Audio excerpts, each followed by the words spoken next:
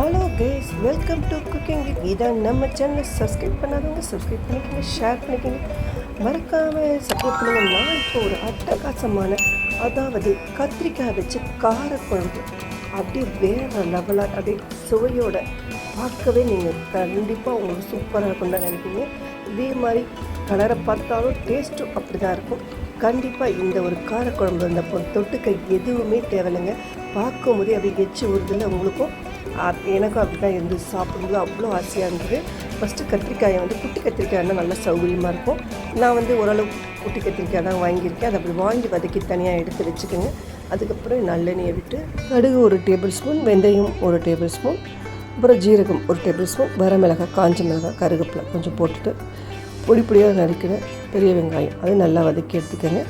அதை வதங்கினதுக்கப்புறம் சின்ன வெங்காயம் ஒரு 25 பல் அதையும் நல்லா வதக்கிட்டு 25 பல் பூண்டு அதையும் போட்டுட்டு நல்லா வதக்கிட்டு தக்காளி பழம் ஒரு 2 பழம் போட்டுக்கோங்க.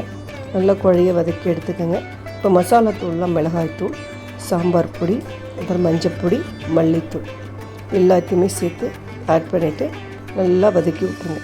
வதக்கிட்டு உப்பையும் போட்டுட்டு தேவையான அளவு 1 டம்ளர் தண்ணியை விட்டு கொஞ்சம் நேரம் மூடி வச்சுருங்க. கொஞ்சம் நேரம் கழித்து கொதிச்ச ஒரு ஸ்டேஜில் இந்த கத்திரிக்காய் ஆட் பண்ணிவிட்டு புளி தண்ணியை ஊற்றிடணும். ஊற்றிட்டு நாட்டு சக்கரை கொஞ்சமாக போடுங்க. போட்டுட்டு மறுபடியும் மூடி வச்சுருங்க. ஒரு 10 நிமிஷம் நல்லா கொதிக்கட்டும். கொதித்ததுக்கப்புறம் ஓப்பன் பண்ணால் வாவ் சூப்பராக இருக்கு பாருங்கள். என்ன ஒரு அட்டகாசமான கத்திரிக்காய் காரக்குழம்பு ரெடி.